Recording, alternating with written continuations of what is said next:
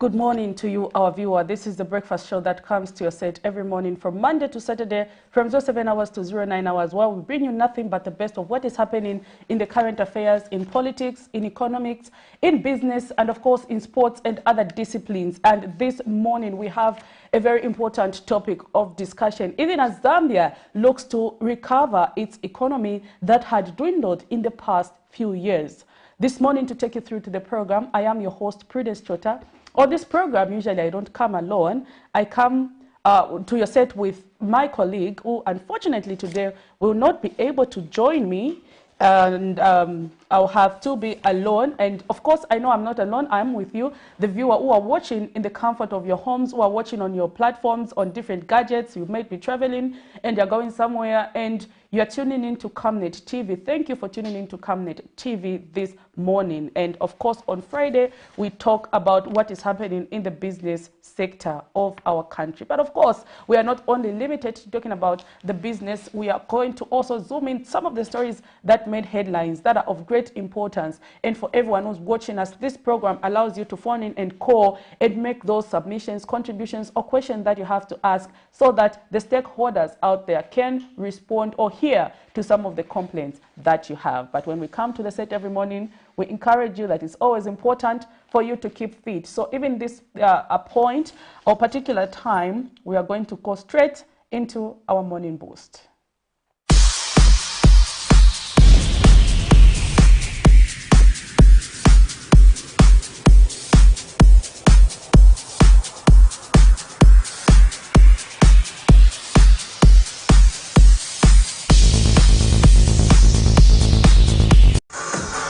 Good morning and welcome to Morning Boost, and this is Isaac Matsa.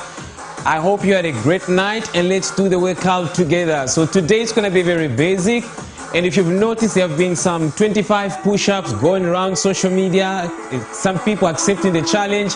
We're going to do 25 push-ups as well, but in our own special way. Let's do a warm-up now. Let's go. We're going to do a warm-up, and then later on we're going to do the push-ups. So let's do a warm-up quickly. A warm-up phase. Good morning, good morning, good morning. Hope you had a great night. Wake up your kids. Let's do it together. Let's do a warm-up, marching. Then we're going to do push-ups. Let's go.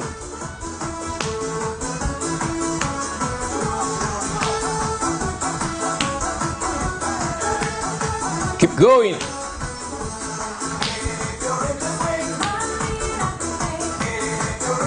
And back to marching. Let's go, let's go, let's go, let's go. 25 push-ups we're going to do today. Tell your hubby it's doable. Tell your wife it's doable. Let's go. Easy jumping. Just like that.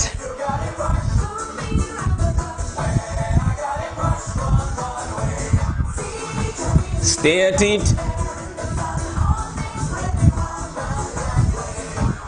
All right. Okay, I guess your body should be warm by now.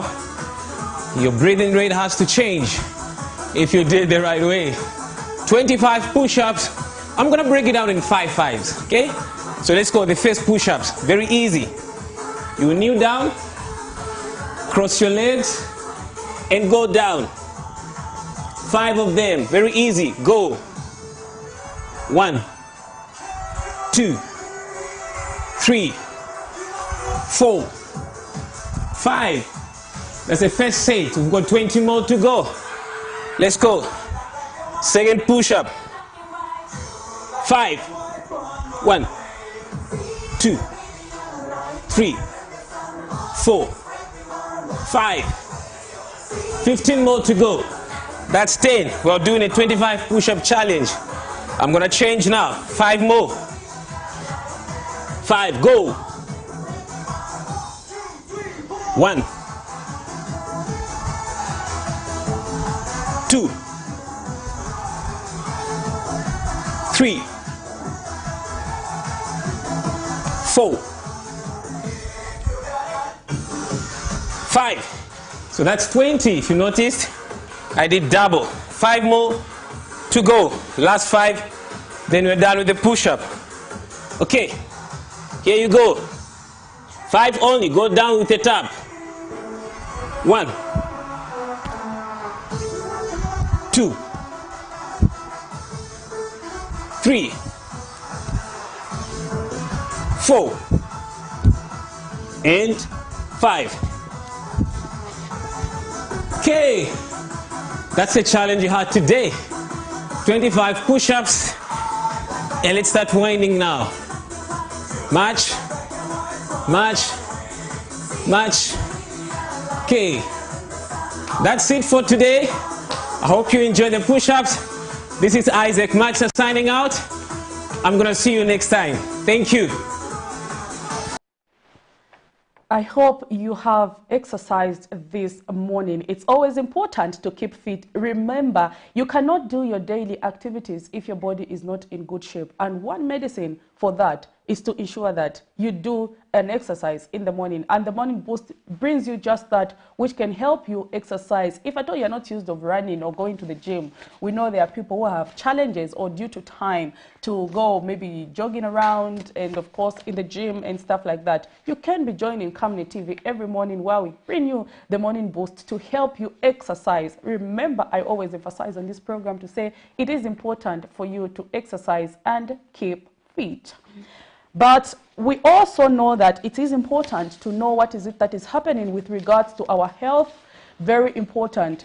Of late, or in the past, I think a month and some week, we did see the Ministry of Health, through the Minister of Health, Sylvia Masebo, announced that the country had reported some cholera cases. The first case was reported in a 3-year-old in Lusaka's Mtendere East, who was admitted to Kalingalinga Hospital, Kalingalinga Clinic, pardon me, where it was discovered that this child had cholera. And after that, we saw a number of cases coming up in different parts of the country. And so cholera is here, and there is a better way in which we can protect ourselves from cholera. Some of the time we ignore the signs when they come until it affects us. We don't have to go to those levels where you have to wait for something to get worse before you can respond. It starts now.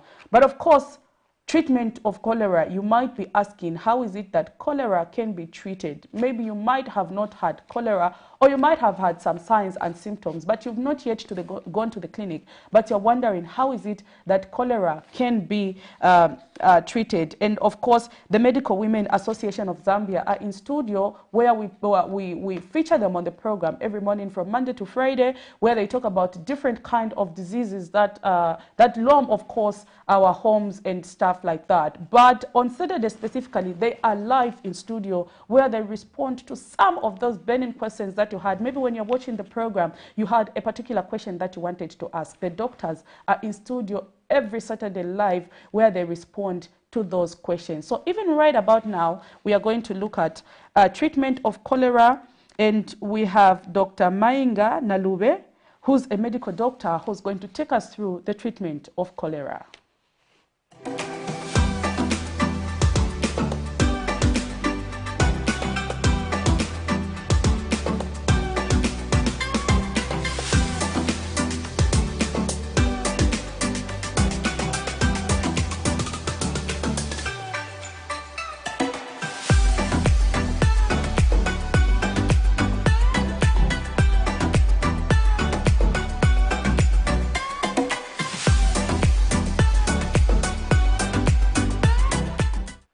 Good morning, everybody. My name is Dr. Mainga Nalube. I'm a medical doctor, and I'm with the Medical Women's Association of Zambia. For the past 3 days, we've been discussing a very important topic, which is cholera. It's important to us now because on the news we've been hearing so much about it, and so I've been trying to explain more about it so that everyone can know what exactly is this disease. So on the first day, we talked about what cholera is and what it does to the body. And on the second day, we talked about how to prevent cholera. Yesterday, we talked about the signs and symptoms of cholera. And today, we'll talk about the treatment of cholera. So yesterday, I talked about how when you notice the signs and symptoms that we talked about, the diarrhea, the vomiting, which is rice water-like, and any seizures, coma, anything, even in the babies, it's important that you rush to the nearest medical hospital. And so at the hospital, they're going to run tests. Firstly, it's important to state that just based on your signs and symptoms, it's easy to make a diagnosis of cholera. So treatment can also start from just you telling your doctor about your signs and symptoms and them knowing that it's cholera. But then also there are certain lab tests, like on your stool, that would be done at the hospital for them to confirm that you have this disease. And then treatment would be based on that clinical and the lab diagnosis. So treatment of cholera is, in the hospital is very easy. Mostly it's based on fluid replacement. We talked already about how when the poison is in the intestines, it causes you to release large amounts of fluids and electrolytes through vomiting and diarrhea. And so treatment is going to be based on those two things. So our first treatment is through fluid replacement. And this fluid replacement is done based on the level of dehydration that the person has. So if a person is able to drink on their own, we'll be able to give them ORS, which they can drink on their own. But even from home, before you bring them to the hospital, you know how it's easy to make ORS by it's a simple salt, sugar, and water solution. So they can start this from home if they are able to drink. If they are not able to drink on their own, this fluid replacement will be done through their veins. So we call it an intravenous way. So we use an intravenous route to rehydrate this person. And then we talked about how cholera is a bacteria. It's a germ, right? So since it's a bacteria, we can also use antibiotics in the hospital. So there is a regimen that will be given by the hospital or by the WHO, which the hospital will follow for antibiotics, and that's what will be given to the patient to help them get well sooner. Also, we want to encourage this person to have a proper diet and to keep eating, so we encourage them to have meals. If they can't eat, if they're too weak to eat, we'll make sure that they're having light meals, things like porridge, just to make sure their energy level is increasing. Because they've been losing too much, we want to make sure we're replacing things at a good rate. And lastly, but not the least, we want to make sure that this person has moral support. You know, this is a disease that people, we hear on the news about deaths due to this disease, so people will have fear.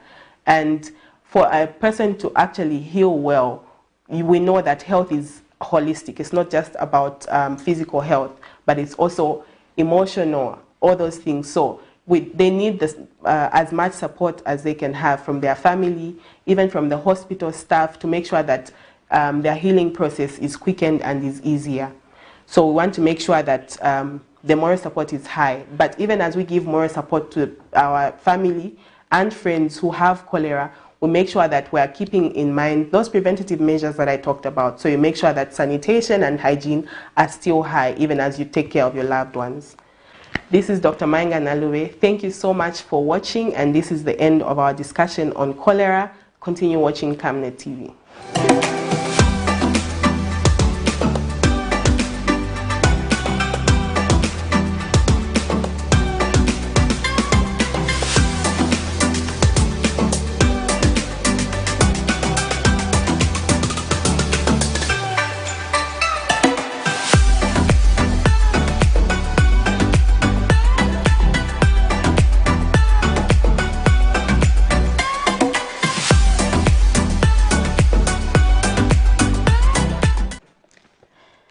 That was Dr. Mainga Nalube from the Medical Women's Association of Zambia, and she was talking about the treatment of cholera. She talked about when you have diarrhea, which is like excessive, ensure that you visit the health facilities so that they can do a clinical and lab diagnosis when it is observed that you have cholera. And she also talked about the fact that cholera is caused by a bacteria and that they can use antibiotics that are found at the health facility. You know, most of the time we usually take things for granted. You know, you are experiencing diarrhea and you just say, I might have eaten something that is not okay, and I'll get better with time. But what you don't realize is the more you have diarrhea, the more you are becoming dehydrated. And the only way you can really know what is wrong with you is if you go to a health facility. And then the danger also is that if you keep using facilities like the toilet, you keep using facilities like maybe even cups in the home, you leave it, another person uses it, you are risking others from equally contracting cholera. You are from using the toilet, another person uses the toilet and stuff like that. You are spreading the bacteria that causes cholera. As a result, you realize that a lot of people in your homes or your neighbors might contract the disease as well. So it is important, if you have those signs and symptoms, without wasting time, you visit the health facility so that they can really know what is wrong with you. If it is just something that you ate and it is having a reaction, of course, they'll give you some antibiotics and of course you'll feel better. But if it is cholera, you have to be put on treatment, and that can only be identified if you take a step and visit the health facility. So if you're not feeling well, let's take it upon ourselves to ensure that we visit health facilities. That's why they are there, to help us live a good and healthy life. But also to make mention to say, the program for the doctors is there for sponsorship, for all those sponsors who would like to come on board to continue seeing the doctors speak to us this morning. And of course, every day that comes, they need to be sponsored. And so that program is up for sponsorship. If you want to get in touch with us, there are the numbers that are on the screen that you can call for Camnet TV, and we will be glad to respond to you and to those calls. So even right about now, I always emphasize when I come to this program every day to say it is important to know how is it that our local currency is faring against other major convertibles. So right about now, we are going to look at our money market. How is the kwacha performing against other major convertibles? If you're a business person, you need to know how much you're going to buy the goods if you wish to do that outside the country. So the Zambian kwacha against the United States dollar is buying at 17 kwacha 29 in way and selling at 17 kwacha 63 in way. The Zambian kwacha against the British pound is buying at 22 kwacha 16 way and selling at 23 kwacha 04 way. The Zambian kwacha against the euro is buying at 18 kwacha 89 in way and selling at 19 kwacha 26 in way. The Zambian kwacha against the South African rand is buying at 1 kwacha 13 in way and selling at 1 kwacha 15 in way. There you have it. That is our money market. At least we have seen our local currency stabilize in the past month or so, where it has been trending around 17 kwacha. That also is not bad for our economy. It becomes a problem when your local currency keeps depreciating, appreciating, depreciating, like there's no stability. But of late, we've seen our kwacha has been stable, trending around 17 kwacha, between 17 kwacha and 18 kwacha, just between that. So we hope to see this continue. If anything, we hope to see our kwacha even appreciate more so that our businesses can keep performing well.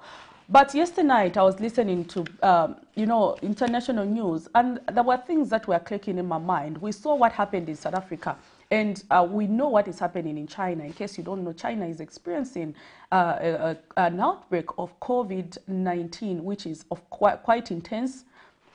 Yesterday on CNN, if not Al Jazeera, we did watch where, people were being dragged out of their homes and they were being resistant, not because they have COVID-19, but because the state wants to take over their homes so that they can be used as quarantine facilities. So now I'm kept thinking, China is having this outbreak of COVID-19 and there is all this lockdown that is happening in the country. And then South Africa just recently experienced, the disaster that was there, the flooding, and over 400 people have died. It's very sad, and South Africa is our neighbor. But these two countries are the ones that we usually import from. We are an import-dependent country, and most of our imports comes from South Africa and from China. But we've seen there is lockdown in China due to COVID-19, and we've seen in the port in South Africa a lot of truck containers and stuff were washed by the rains. So I keep thinking, what is it that is going to happen with our country's imports? As Zambia, are we ready for what is going to happen next? We know what is happening in Ukraine. To say the war between Ukraine and Russia still continues, which is affecting the price of oil. So now imagine what is happening in South Africa, what is happening in China, and we've seen what is happening also in Ukraine and Russia. This now calls for our country to start looking for our own in-house solutions to some of these happenings. We need to become a country that is self-sustainable. We have good rainfall pattern, we have a lot of land, we have stuff like that. We need to really venture into the agriculture sector. We need to expand our industries and stuff like that, you know, so that the things that we are usually exporting from other countries can be produced locally. This is the only way Zambia is going to heal the economy. This is the only way Zambia's economy is going to recover. We can't talk about economic recovery when we are an import-dependent country. What happens if there is a disaster in the countries that we depend on? Like, what will happen now that there is COVID in China and there are lockdown measures that have been put in place? What will happen now that in South Africa there is a disaster and they are equally having to go through certain challenges? What will happen now that the war between Ukraine and Russia seems it's not ending soon? So Zambia needs to start looking to its own economy if we are to recover as a country. So even right about now, we are going to zoom into some of the stories that made headlines. That was yesterday. We did see a 14-year-old girl who's being raped by about 5 guys. It was quite sad. We shouldn't be seeing this happen in our country, more especially in a Christian country called Zambia. We can't continue seeing lives of the young ones being put at risk in such kind of a way. So even right about now, we are going to zoom into that story. But for your contribution, remember to call the number that is on the screen if you have to contribute towards every discussion that will be in studio today. So, my director. While it's the government and other stakeholders advocating for rights with persons with disability to be respected and recognized, there are others that are fond of violating such rights. On the 4th of April 2022, a 15-year-old girl of John Howard in Lusaka's Chawama's constituency, Doreen Mwanza, was allegedly defiled by 5 unsuspected members of the community. Doreen has been living with a disability since childhood as she's deaf and dumb and has been kept by her grandmother, who is also a widow. Her grandmother, Ida Puri, has since called on the government to bring to book the 5 unsuspected culprits. Her grandmother, Ida Puri, has since called on the government to bring to book the 5 unsuspected culprits. Nilina mwana sakamba. Amere sakamba. Nimavutana naye anadwala but cha number 1 anadwala enzo kamba kakali kangono kadwala takhala mu hospital paka tachoka sakamba kula basi kwa khalibiro sakamba. Kuma naye sakachenjera. Akapereka kusukuru movutikira nopereka. She discloses that since the incidents, her granddaughter spends most of her time crying.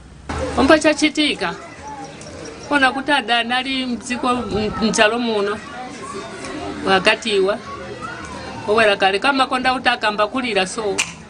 Bachoka hapo pa nyumba. Urwendo kuyamba kulira basi usakira mapa kutino nthawe ro bakachira manga kachenjera. Sinikwanisha kuti nikite bwanji. Ni mukate ni mukazike. A community activist, Lewis Chijiva, at Chawama One Stop Center, says members of the public should be in the habit of protecting persons with disabilities.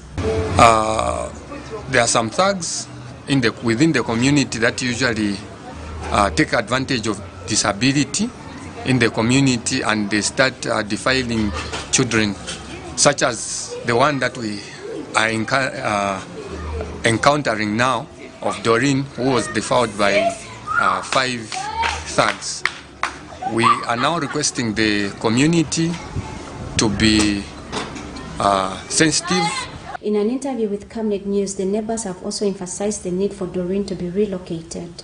Wiki sabwera bambo sakira so chabe bazambera tagwa hari huku so chabe bantu bamudoba bamuleka so bavutika lo nishibalichebeka pamtenge chabe bankarena kwamira banga kwanise kumusunga la government manje chifua mbuye bakamavutika maningi bavutika manje mbuye bake nangu songa tyasoba bamasakira usiku na mzuba sibagona bavutika mbuye bake badwaliramu nangu mvula iloka mvula manenzo rokera hapa banali kusakira.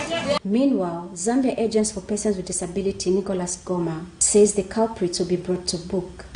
Yeah, with regards to our child with a disability, that was the recent case in Chawama, that of course Camnet is following up, and Zapid also will be actually very much on the ground to follow up on the outcome of that case.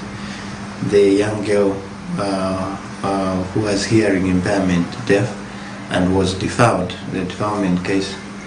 I want to just make this appeal to our society that persons with disabilities, especially our children, they are also a part of our society and they need the community and society protection. Blessings Chakwila, Camnet News, Lusaka. There you have it, a sad story there where a 14-year-old girl who's deaf and dumb was raped by 5 guys. We don't have to be seeing this happening in our economy. We are appealing to the human rights activists and other stakeholders to step in and ensure that those who did such kind of a conduct be brought to book. We can't continue living in a country where people live in fear for their lives. If you heard the explanation from the grandmother, the girl has been crying ever since because I'm sure she is traumatized. We can't keep seeing that happen in our own country. We call Zambia a Christian nation and we need to behave like one. So for all the stakeholders who can come through for that girl, we appeal to you, even as Camnet TV, on behalf of the grandmother, to ensure that we step in and ensure that those who do such kind of acts are brought to book. So even right about now, we are also going to zoom in another story that made headlines yesterday, where the United Party for National Development government assumed office. One thing that they promised the Zambian people was to ensure that they end cadarism. Cadarism has been a problem for quite some time. A lot of people have ended up losing their resources. A lot of people have ended up, leaving their businesses, abandoning their businesses because the conduct of the cadres has been just out of this country or out of this world, for lack of a better word. But what we did see is that the United Party for National Development administration promised us to say cadarism was going to be brought to an end. But there's one thing that still stands out. If you go in bus stations and markets, you will realize that these places of trading have the so-called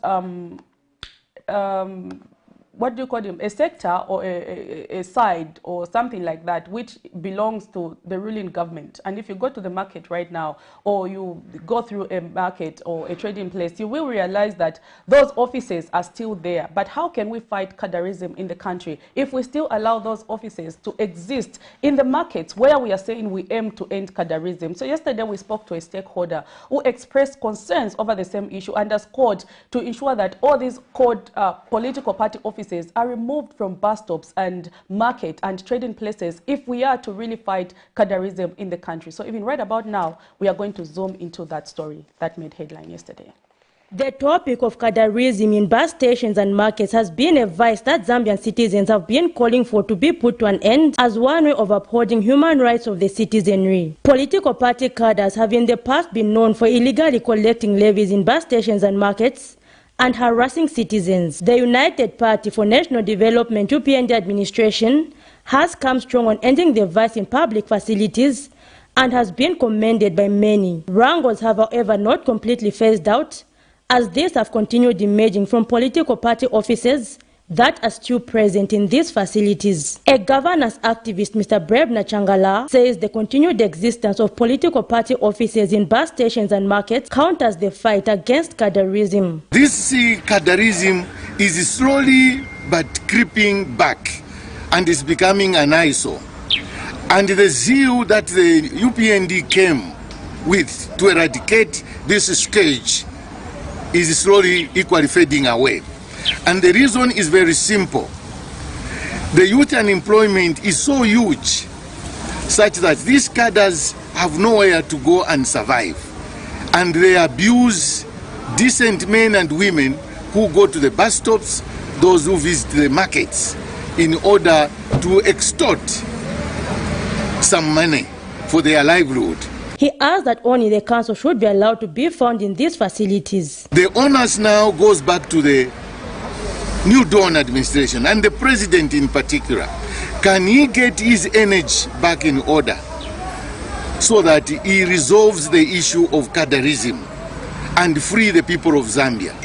Because if they entrench themselves, it will be too late and you will have nothing but powerless. Wrangles have been ongoing at Lusaka's Kulima Tower bus station as some bus drivers allege that they're being harassed by United Party for National Development UPND cadres at the party office within the station, hence calls from stakeholders for these political party offices to be completely banned in public facilities. Zipporah Mshala, Camnet News, Lusaka.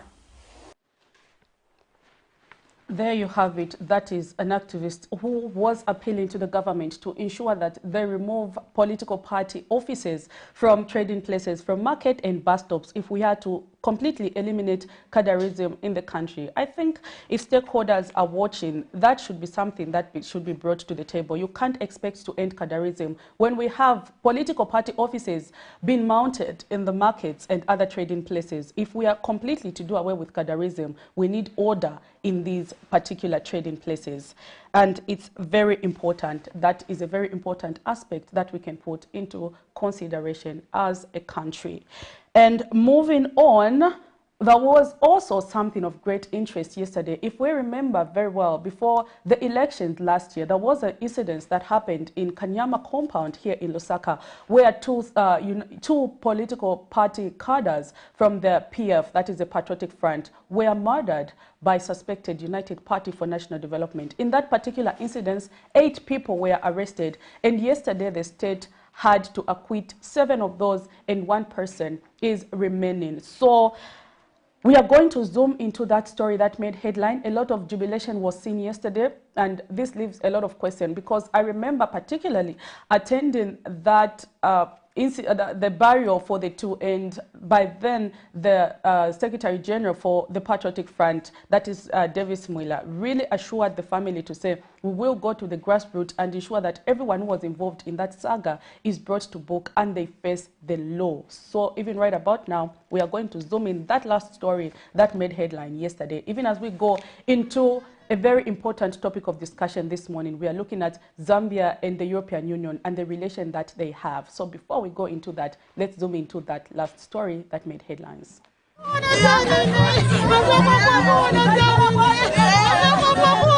31st July 2021, 2 suspected Patriotic Front cadres identified as Dani Chingangu and Teddy were gruesomely murdered in Lusaka's Kanyama compound by suspected United Party for National Development cadres.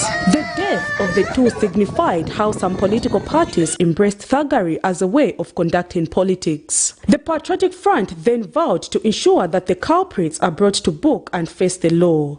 The party, through the Secretary General Davis Mwila, also pledged to look after the family of the two deceased. So, Provincial Chairman, I'm directing you that you see the family on Friday or Saturday. Let's see what we can do as a party.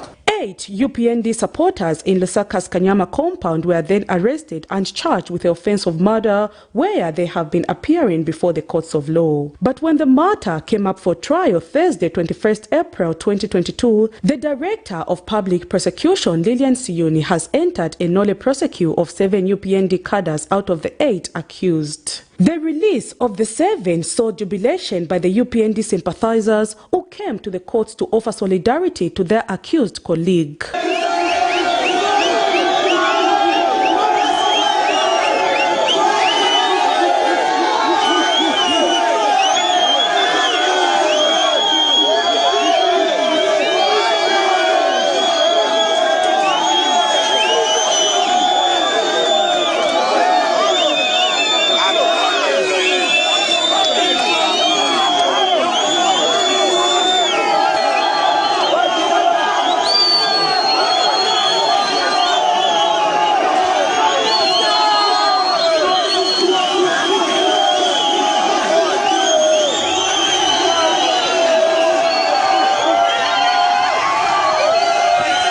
Meanwhile, legal counsel who represented the accused have explained that the 7 have been acquitted because the state could not provide evidence linking them to the murder, but that one of the accused, Samson Mumba, remains behind bars and will face continued trial in the case, which comes up on 4th May 2022.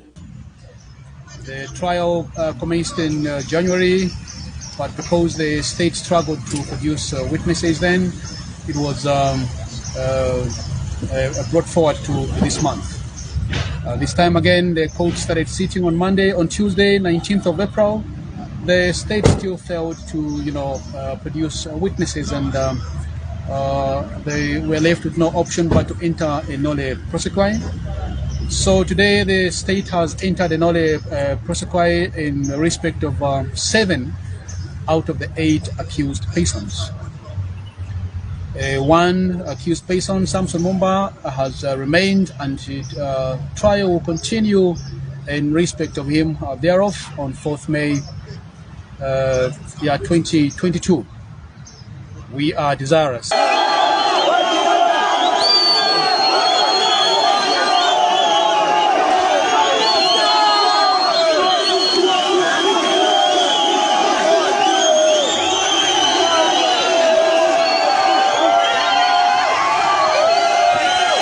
Prudence Chota, reporting for Camnet TV News. There you have it. That was jubilation by cadres at the Lusaka High Court grounds yesterday when, of course, the state entered a nolle prosequi in a matter in which 8 suspected United Party for National Development were arrested for a murder case, or 2 murder cases that happened in Lusaka's Kanyama compound. And of course, 1 person will continue to face trial, a matter that comes up on 4th May 2022. We'll continue to follow and see how the matter will unfold. We hope there will be, of course, someone to pay for shedding innocent blood. What we should know is that the people who died equally had families who were depending on them. They might have been the one who were sustaining their families, but of course, their life was cut short in such a gruesome way. We hope the state will ensure that they look further to bring to book those who were involved in that act. But when I come to the set in the morning, I did mention to the fact that we are seeing Zambia and the EU strengthening their ties. And of course, this year, we are expecting to see a EU-Zambia Economic Forum that is to take place next month. But without going much into detail, we are going to go on a short break. And when we come back, we are going to have the guests on set right now who are going to help us discuss further or in detail with regards to the EU-Zambia Economic Forum that is taking place next month. Stay tuned to Camnet TV, not just another channel.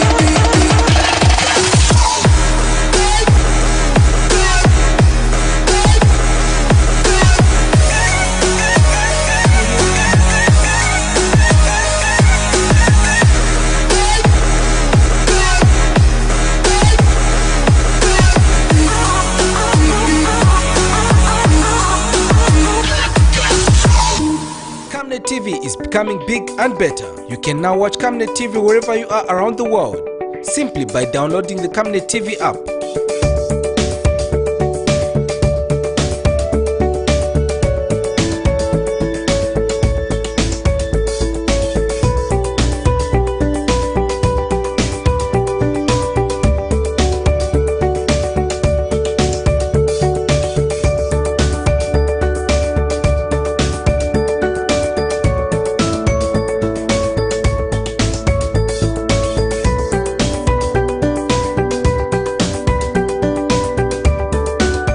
With Camnet TV app, you only use less bundles. Camnet TV, not just another channel. Okay. Thank you so much for still staying tuned to Camnet TV, not just another channel. We introduced earlier to say we bring you nothing but the best of what is happening around, including in current affairs, in politics, in the economy, and of course in the business sector. But speaking about business, we know that Zambia and the EU of late have been strengthening their ties. And in order to do that, there are a lot of things that need to happen in order for you to seal or cement that tie, that or relationship that you are trying to hold on to, of course, to build. But we know that the role of government in promoting economic growth and development cannot be overemphasized. Government plays a critical role of creating an enabling and conducive business environment and platforms for the private sector to interact, create synergies, and ultimately create wealth and job for the country. It is against this background that the government of the Republic of Zambia and the European Union have partnered to host the first ever EU-Zambia Economic Forum, which is slated for 18th and 19th May 2022 in Lusaka, to enhance trade and investment between Zambia and the European Union and its member state. And also in studio, to help us discuss more about the EU Forum that will be taking place with the Zambian government, I have the Deputy Head of Missions of the European Union delegation, that is Bruno Hessens, who's joined us in studio today. Sir, good morning and welcome to the program. Good morning, Mr. Schroter. Thank you so much. Of course, next to me is Madam Margaret Chikuba, who's the Director for Domestic Trade at the Ministry of Commerce, Trade and Industry. Director, good morning and welcome to the program. Good morning. It's good to have you on set this morning. I'm sure you're visiting Camnet TV for the first time, but I hope we are going to have a fruitful discussion with regards to the EU-Zambia Economic Forum. But maybe before I go to that question, maybe let me throw this question to you, Bruno. How would you describe the relationship that Zambia has with the European Union over the past years, and how long has the EU been in Zambia? Yeah, the EU and Zambia, we have a very profound partnership stretching from political dialogue, economic cooperation, development cooperation, cultural exchanges, academic exchanges, and so on. And so I think we have developed this partnership over the years with different governments. I dare say that the European Union has become a kind of all-weather friend of Zambia. So we are very pleased to be here as European diplomats in this wonderful country. And I would also say that maybe since we already had such a good relationship always, but in the present circumstances after the last elections, I think there's a new drive of openness of the government for economic reform, political reform, social reform, fiscal reform also, and that is also very attractive for us. And there are many things that we have in common.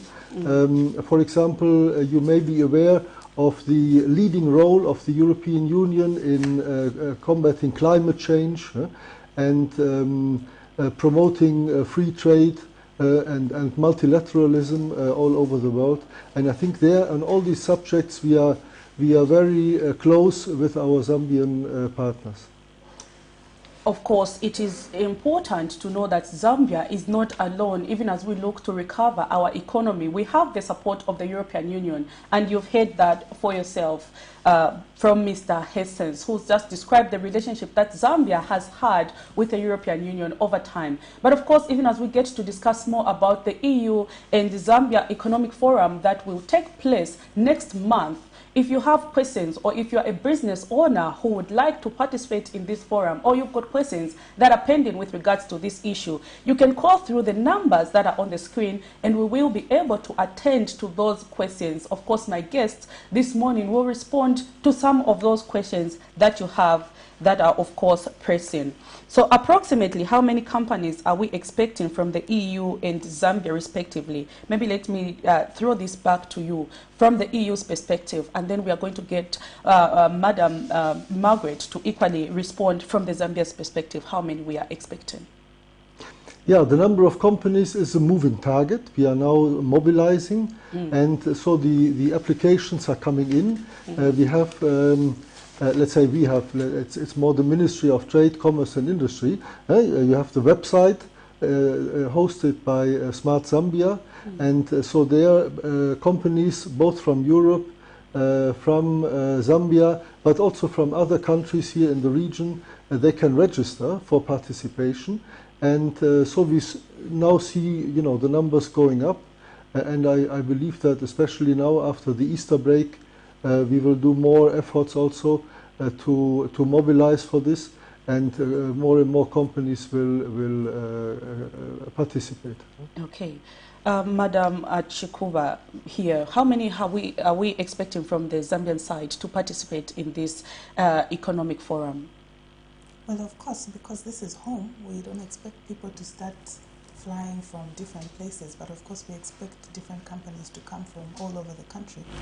We want as many companies as possible because we want them to be exposed to the environment of interacting with investors that may want to partner with our companies here, and also those that may want to actually showcase the opportunities that they have to do business in the country. We also want as many companies to be able to show that doing business in Zambia is a good thing, and it is very friendly.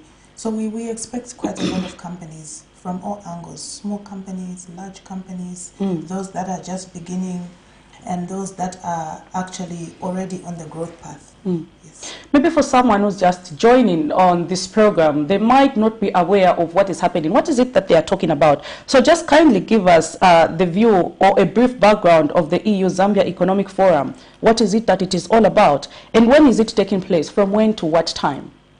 Okay, so the EU-Zambia Economic Forum is a forum that is being put in place to provide an opportunity for European companies to come and see the different opportunities that we have for investing and trading in Zambia. Yes, it is scheduled to take place from the 18th to the 19th of May. And in those 2 days, we hope to provide a platform for companies to come not only to see what Zambia has, but also to be able to interact with our local companies and also to be able to interact with government to understand the business environment so that we can create that path that we are talking about, as Bruno has indicated, that after August there's a new wave. So we would like to take on this opportunity for the European companies to come and see what Zambia is all about and how they can invest in Zambia.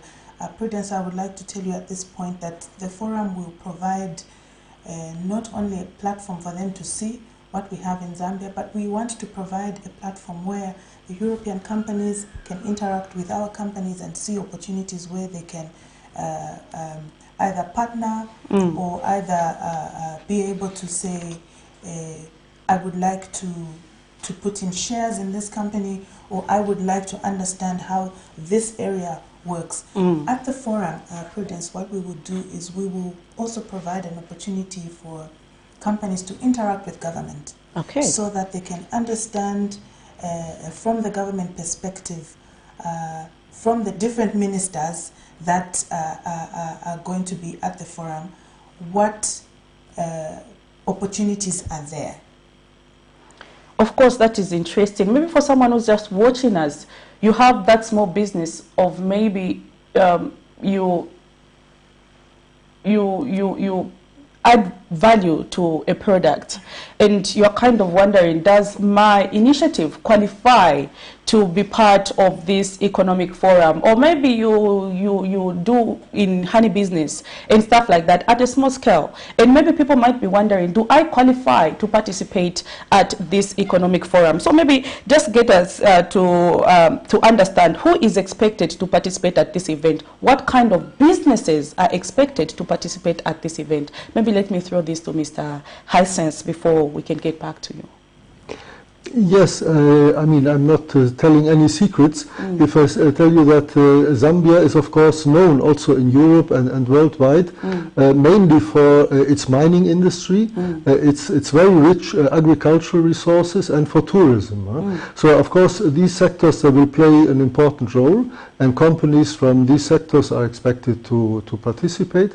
But, of course, it is not exclusive. So we also believe that the companies from transport and logistics, from energy, from everything, but it's under the title Green Economy, Economic Transformation through Green Growth.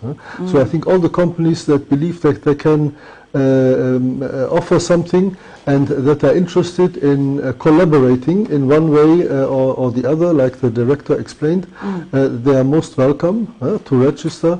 And we will have a good kind of relationship with them. So are you saying it's any company that has interest in this forum?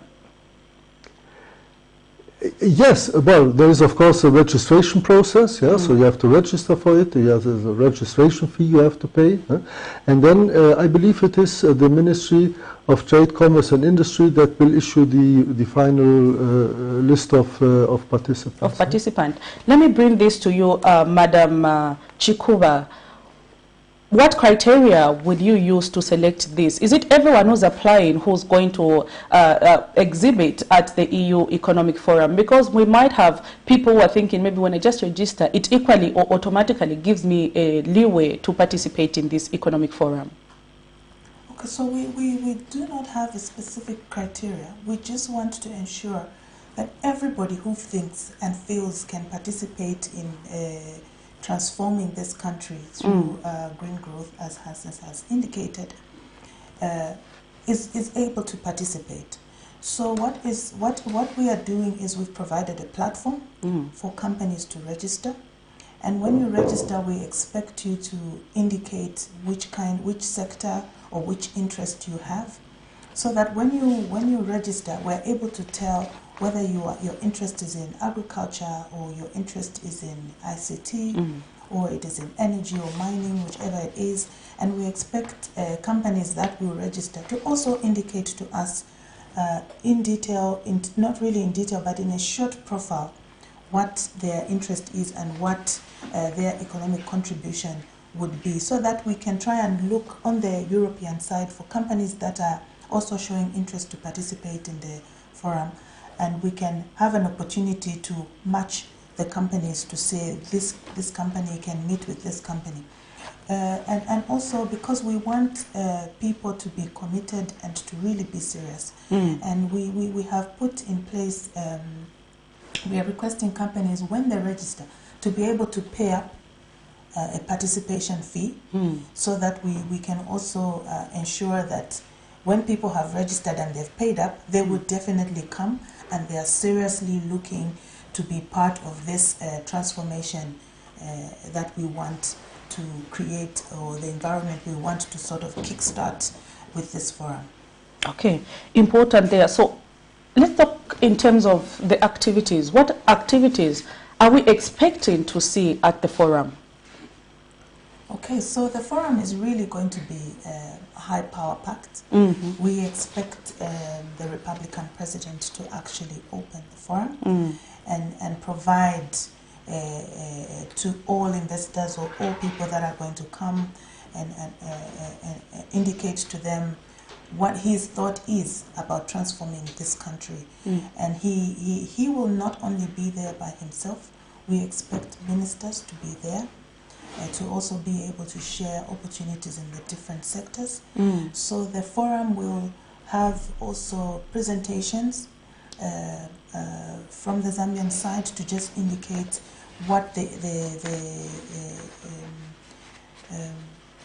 what opportunities are there for both the locals and also for the foreign companies that will come.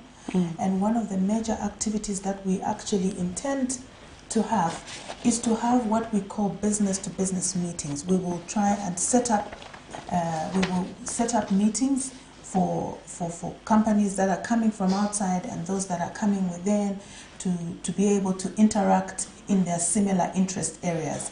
Okay. And on top of that, we will provide an opportunity for ministers and government officials to interact with both companies from within and companies from outside, so they can ask and understand.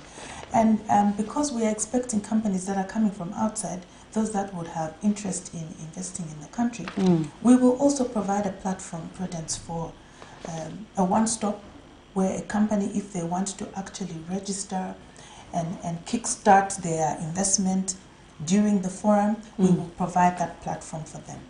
Okay. That is interesting. Maybe from the European side, what activities are you coming with on this Zambia Economic Forum from your side?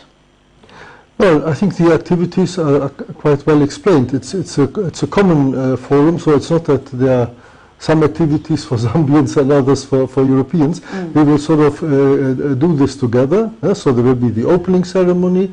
We hope that His Excellency President Hichilema will have the time to open this.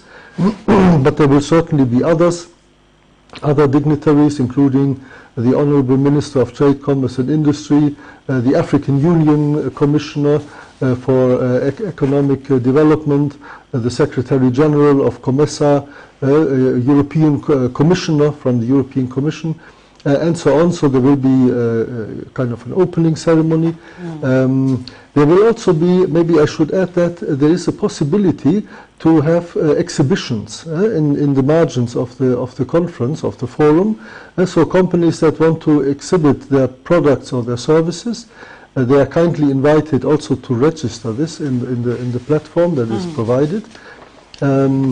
So, and then after that, after the opening, I think that is really the most important part, is the business-to-business contacts and the business-to-government contacts. And what we have in mind is that these should be kind of tailor-made, if I can say so, so that you are not walking around and looking for someone who is also working on the same sector.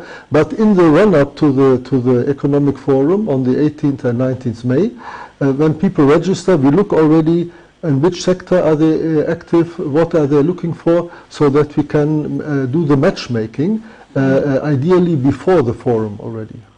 Okay, that is interesting.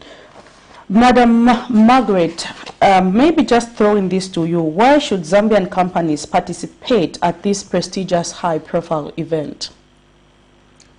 Well, Prudence, Zambian companies, first of all, should remember that this is their home, and we want Zambian companies to grow. We want Zambian companies to fully participate in the transformation of this country.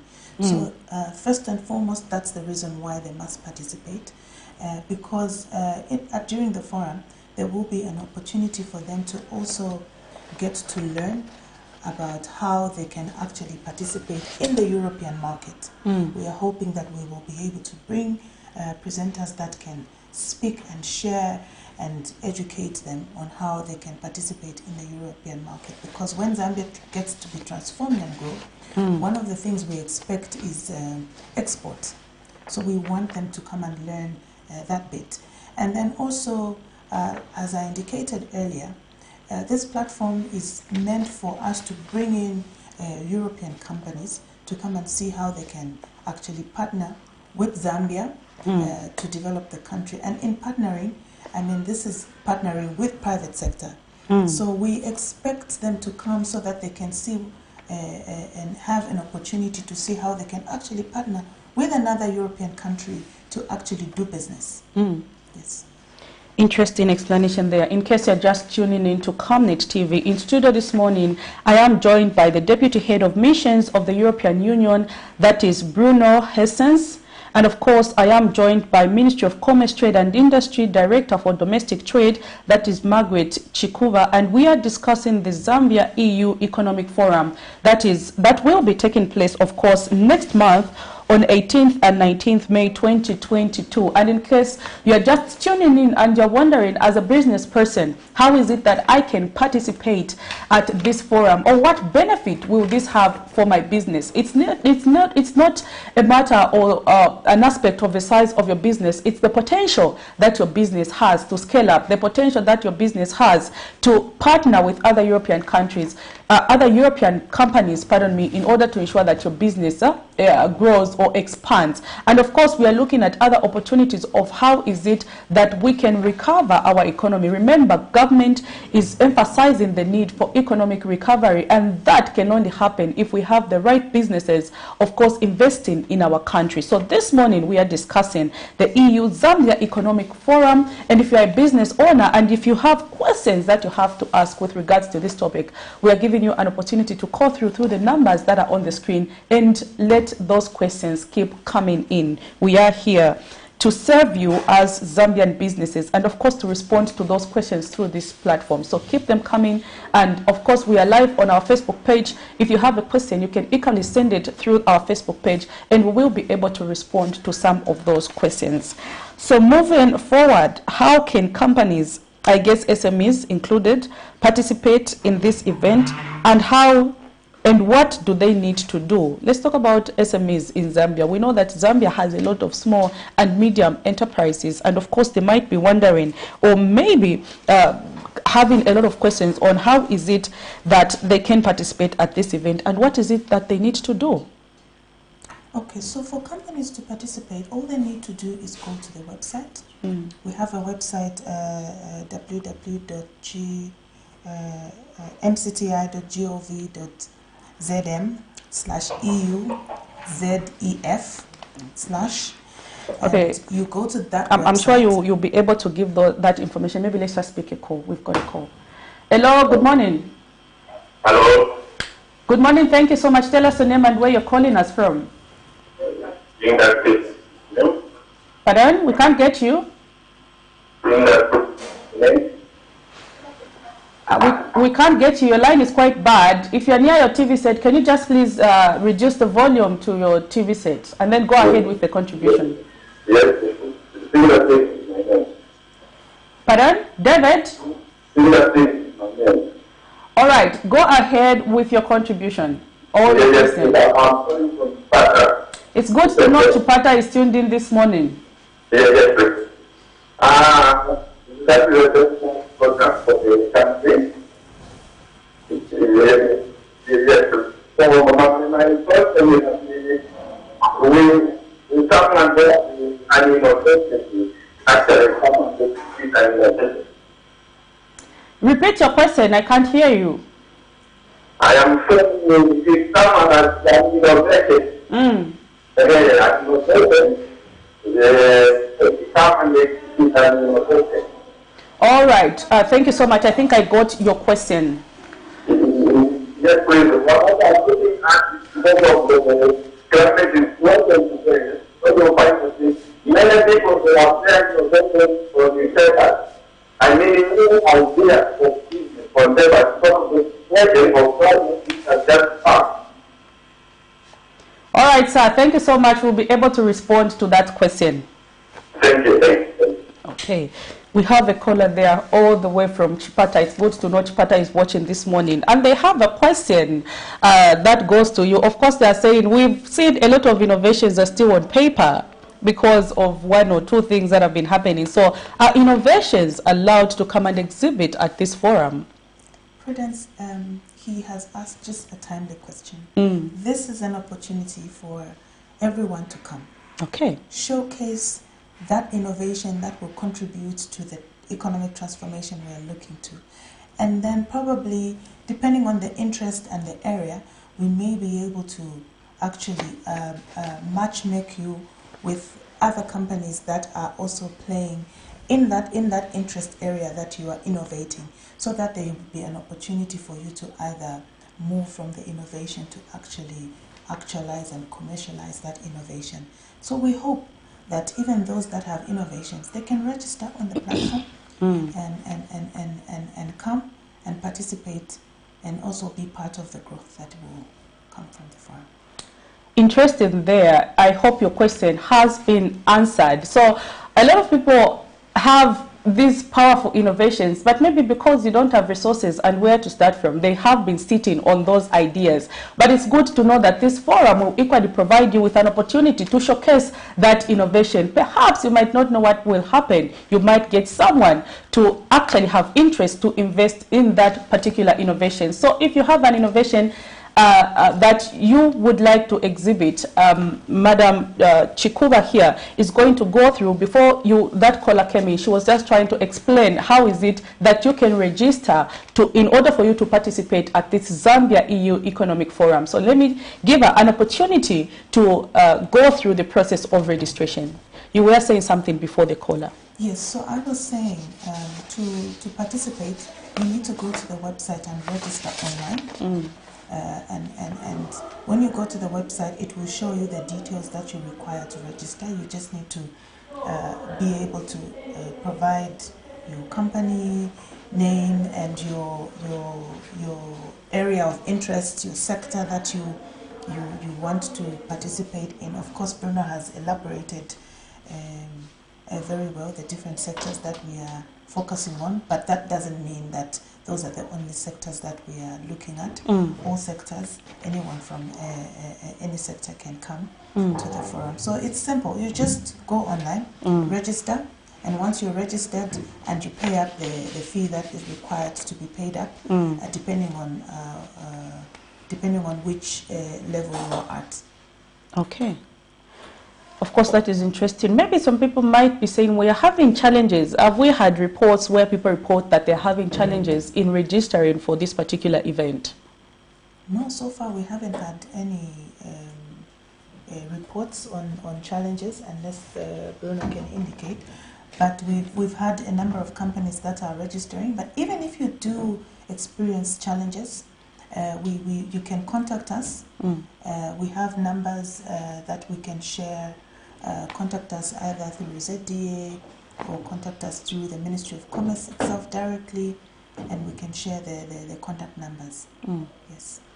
That is interesting. EU Zambia Economic Forum is coming up on the 18th and 19th of May 2022, where European companies will be coming to Zambia to interact, to look around, see businesses and opportunities they can invest in. This is a move into economic recovery that we've been talking about as a country, even as we look to build our economy from where it was last year when we saw Zambia record a negative in terms of growth of the country. We contracted to as far as a negative, but right now we are looking in a positive way of how is it that Zambian economy can recover. And I'm hopeful that this program, or this forum rather, will provide some of those aspects that are needed for our country to recover. So even right about now, we are going to take a short breather, and we will be back where we will continue to interact with the guests in studio discussing this important topic this morning.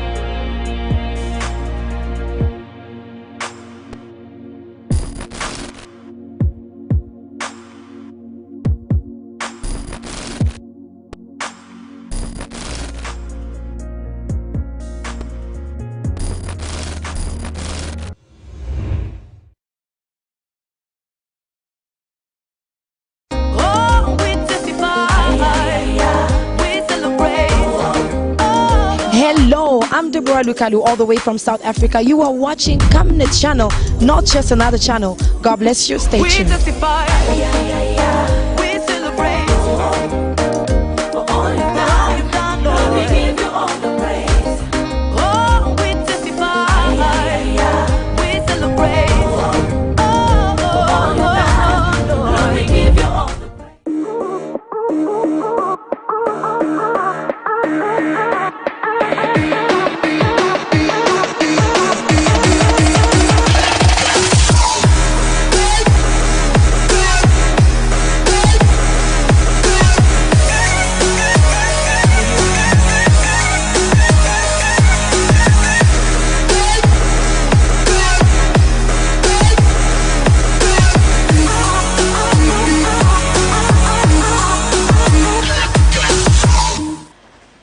so much for still staying tuned to Camnet TV, not just another channel. This is a breakfast show that comes to your set every morning from 7 hours to 9 hours. And of course, on Friday, we look at the business aspect of what is happening around in our country. And of course, this morning, we are discussing the EU-Zambia Economic Forum that will be taking place on 18th and 19th of May 2022.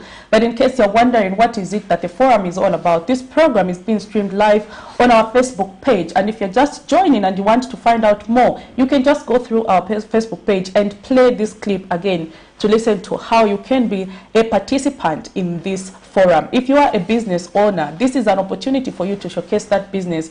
You might not know what luck you might have. We've got a lot of European companies that will be coming to Zambia to see opportunities that are in the country. Remember, we are looking to economic recovery, and this is one platform that will provide us with a lot of opportunities that are going to increase forex in our country. We usually talk about not having enough forex, but I think this particular forum is providing that opportunity for us. So in studio this morning, I am joined by Deputy Head of Missions of the European Union, that is Bruno Hessens.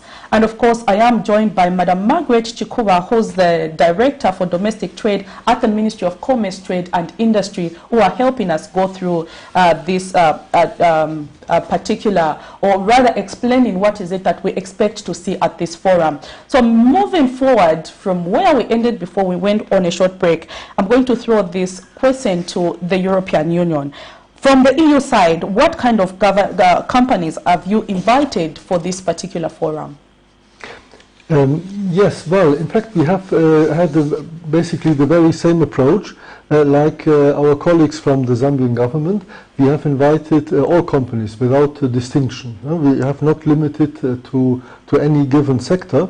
So we expect companies to come, as I said before, you know, from, of course, with interest in mining, in agriculture, tourism, energy, transport, manufacturing, but also financial services and other services,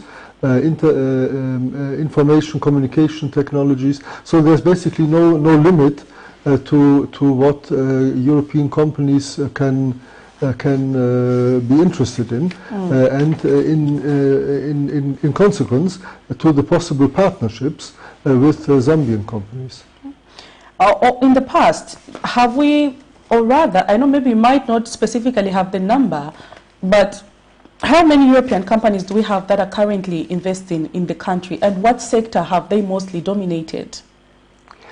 I would say there are, I don't have the exact figure, I must admit, of European companies, but we do have an EU-Zambia business club where there are hundreds of companies are a member of this club.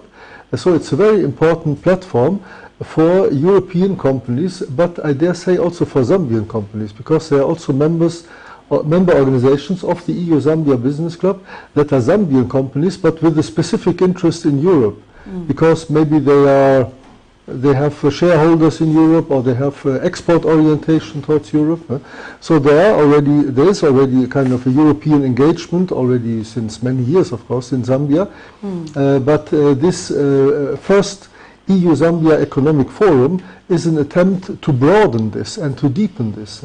So we are looking for companies, in addition to those that are already here, we are also looking for companies that are maybe already in the region, let's say in neighboring countries, or in let's say South Africa, or in Angola, or maybe even Dubai, who would maybe get a foothold in Zambia to expand their business, also with the view of the positive business environment in Zambia, use it as a hub for exporting to neighboring regions. And of course, we are also looking for companies that come all the way over from Europe to explore what are the possibilities here. Okay. Madam Chisulo, pardon me, have I pronounced your name correctly? Chikuba. Madam Chikuba, when you were explaining earlier, you did mention to the fact that Zambian companies can equally export some of the products that we make. So do we have the potential as a country to export more than we do to other countries? And what is it that has been limiting us from doing that? Like, do we have what it takes to export to the European market? And what is it that has been limiting us with regards to that? Prudence, we have great potential in this country to export to any place in the world. Europe as well is a really great potential for us to export. If you've seen, everybody around the world is talking about either green growth, is talking about organic, is talking about health. In Zambia, we produce good organic products. And these, once they land the European markets, most of them really are highly appreciated. A good example I can give is honey. We have wonderful organic honey that is really appreciated anywhere else you go in the world. And we have great potential of exporting a lot of products. One of the things that we really need to focus on as we plan to look to export to the European market and to other parts of the world is standards and quantity. So if you listened carefully when I spoke about opportunities to also export, and also indicated that there will be an opportunity for people to learn what it takes to export to the European market. That's one of the things that we want to try and resolve, is to understand the standard, to understand what the European market wants and expects in terms of standard for the products that we intend to export. We will have an opportunity to actually educate and provide that information that is needed for our exports to be able to make it to the European market. We do have quite a number of exports going there. I think we need to do more in terms of understanding and adhering to the standards that are expected, and also adhering to the quantities that are demanded for. So it's an opportunity, Prudence, for us to not only think that we can make it, but to know that we can make it and understand how we can actually make it. You know, the other day I was listening to a very important debate, or rather discussion, where we had someone who was complaining to say, you know, we have businesses that are done by the local people and they find it very difficult to get export permits. But you find that when someone comes from outside, start the same businesses, within a matter of time, they do get those export permits to export outside. Same products, same everything, but you find that someone who's not maybe a Zambian finds it easy to get those export permits. Is that true from the government's perspective? And if that is the case, maybe what has been causing that?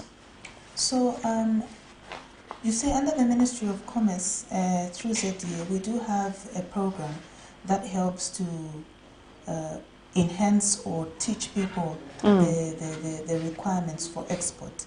So this forum, Prudence, as I indicated, is an opportunity for us to understand. Sometimes, I'm not saying that is the reason, but sometimes it's an issue of knowledge and information. And that would probably be the reason why people would be complaining. If you are not fully conversant of what you need to do, or fully conversant of what is required on the other side, you will find it very difficult for you to get that permit or penetrate the market. But you see, the world is a global market, and the world has actually moved more to a liberalized kind of economic dealing.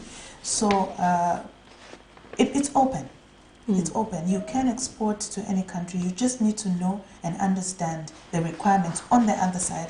And also you need to learn and understand the standard that is demanded or that is acceptable. Once you have done that, you can export to any country. The European countries have opened to us to be able to export to the countries, but we need to be fully prepared, because we don't want also, as well as a country, when we export something and we get a permit to export and we create a bad reputation of the exports that we have taken, we will be closing ourselves out of that market. It's important for us to learn and understand what is required, and what, even for our country, we don't want to get commodities that are not good for the country. So you would understand that all countries are looking to get the best for their people, and therefore they have regulations and rules on how to take products to their countries. So we just need our people to learn and understand,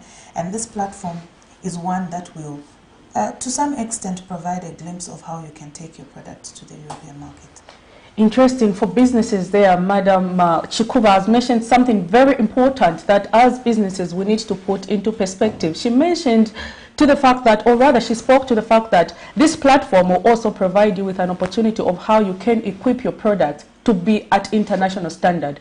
What an opportunity it is for the business sector out there. This should give you a reason to participate at this EU Economic Forum if you are a business owner. Because for a long time we've been looking for the outside market, but how is it that you can standardize your product to become that of international quality? And then also one thing that is interesting to mention is Zambia's largest export market is Switzerland. Of course, we export a lot to that country, which is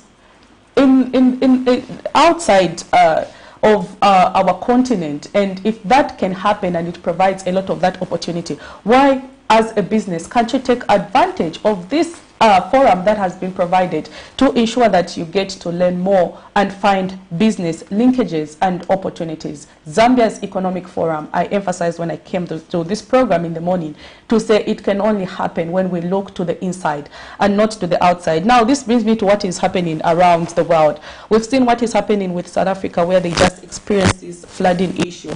And of course, what is happening to China. They are having this COVID-19 issue that has now affected their country. I was watching yesterday on BBC where the health personnel were fighting with the community because they were being dragged out of their homes so that they can be used for quarantine.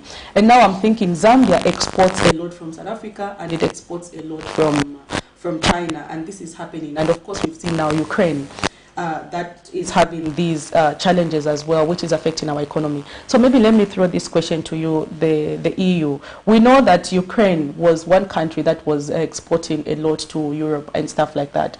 And the war that they're having with Russia will have also an effect on their export capacity. Does Zambia have the opportunity to fill some of those gaps that are going to be left by the war between Russia and Ukraine when it comes to European companies? Well, from our perspective, the aggression in Ukraine, the war in Ukraine, is something very terrible that we should, terminate as soon as possible. There should be peace negotiations. There should be an end to the enormous destruction and violence.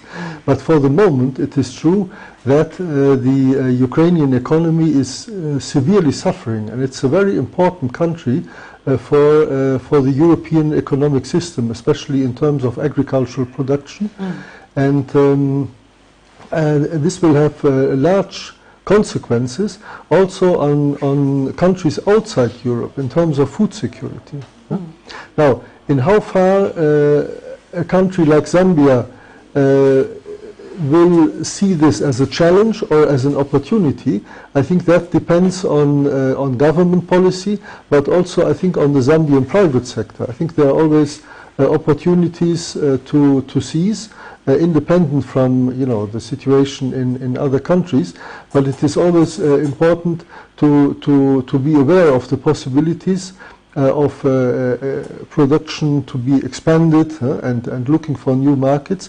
And I think the forum, I really believe that the forum on the 18th of May is a good opportunity to realize such potential. Okay, important discussion there. I think the business community out there is listening and watching this program. I've seen quite a number of people who are following us on our Facebook page, and I know that a lot of people have got questions, and I hope those questions are being answered with regards to how your business can benefit from the EU Zambia Economic Forum. So people may want to know how much it will cost the companies, both small and large companies, to participate at this exhibition. Okay, so there's two streams that we have in terms of participation. The bigger companies, that is the companies that are not small and medium, we are looking to them to pay at least 6,000 for participation. And then if they want to participate and exhibit, the exhibition fee is 10,000. Okay. And then for the smaller companies, they will be given an opportunity to pay 1,500 kwacha for participation. And for those that would like to exhibit, there will be a further fee of 2,000 kwacha to participate. And of course, I mean, the spaces will differ in terms of exhibitions. And once we have everything laid out, people can go on the website to see how the spaces and the layout has been done. But we plan to really ensure that as many companies as possible can come, so we can provide that platform for linkages among companies, so the fees are not very exorbitant for companies to participate. Okay.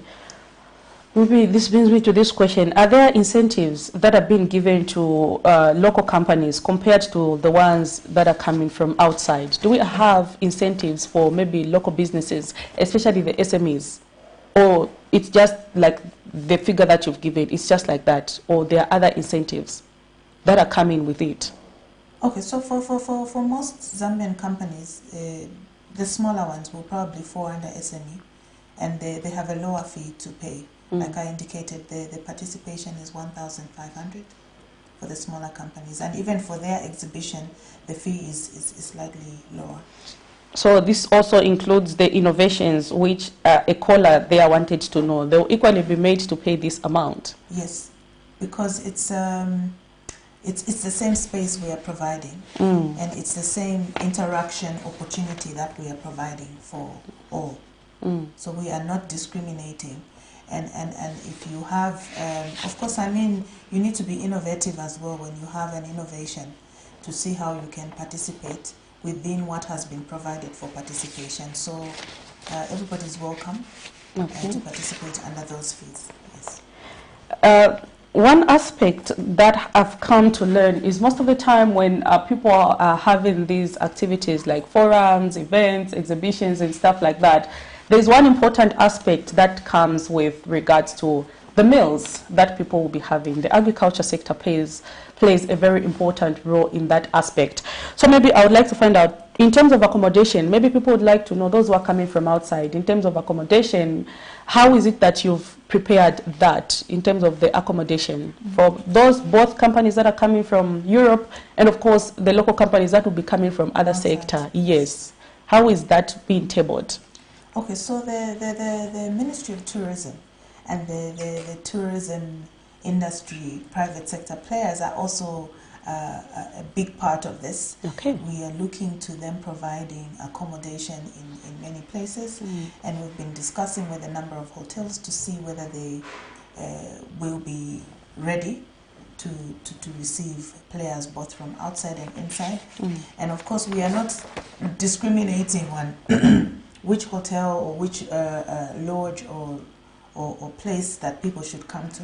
It's all open. What we are asking the players in the tourism sector is to make themselves ready, to make themselves available, and of course they should be able to, they can come to the ministry or to ZDA to tell us that they would like to participate in terms of offering accommodation, so they can be included on the website. But otherwise, it's all open. The website has provided information on accommodation, general information on accommodation. But those that would like to also be part of those that would be offering maybe preferential rates to people who are coming to visit, that's also a nice way of advertising yourself as an entity that is providing accommodation and other hospitality facilities.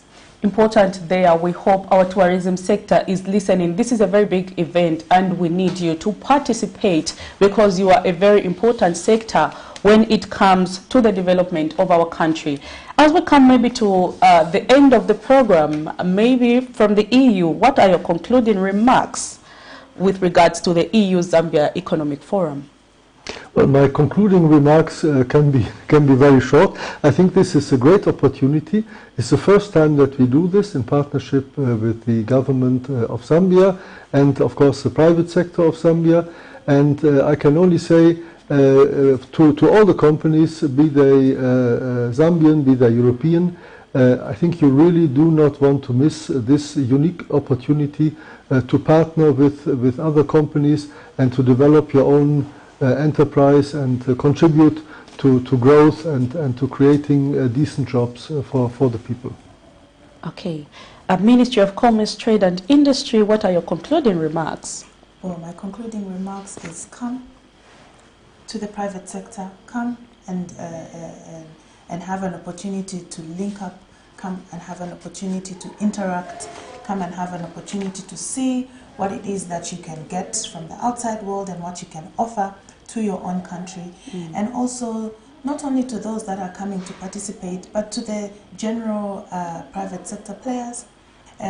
Gear yourself to offer good accommodation, gear yourself to offer dependable, clean and friendly transportation around for those that are playing in the transport sector, those that are in the food industry. Be ready to offer the best that you have so that people can enjoy, those that are coming from outside the country can enjoy the hospitality of Zambia. Those of you that have ideas on how you think you can interact better in this economic forum, you're welcome. Those that want to partner with government for us to make this forum meaningful and truly transformative for our country, let them come forth to the ministry, to the EU, to ZDA, and so we can work together to ensure we have proper interaction and proper linkages and proper true transformative business once the forum comes. So you're welcome. You're all welcome to come and participate. Thank you so much. There you have it. In studio today, we were joined by very important guests and we were discussing the EU-Zambia Economic Forum. We had the Deputy Head of Missions of the European Union, that is Bruno Hessens, who joined us on the program. And of course, we had Madam Margaret Chikuba who's the Director for the Ministry, who's the Director for Domestic Trade at the Ministry of Commerce, Trade and Industry. And they were just giving us the benefit of how this EU-Zambia Economic Forum is going to benefit us. If you are that business that wants to scale up, to take up the challenge, I always emphasize that Zambia is a land-linked country. By the fact that we are surrounded with all these countries gives us an opportunity for our businesses to even thrive. It gives us an opportunity to find investment out there, and this forum might just be that which you need to scale up that business, might just be that which you need, of course, to develop our country. So we look forward to seeing a lot of businesses participate, but sometimes we do get complaints such as, I was trying to call but I was unable to get through to your lines. You can keep those questions coming and we will forward them to the relevant authorities who can respond to that question, and be assured that we will get back to you with the right answers. So from me, Prudence Chota, and of course from the guests that I had and the entire crew at Camnet TV, it's bye for now till next time.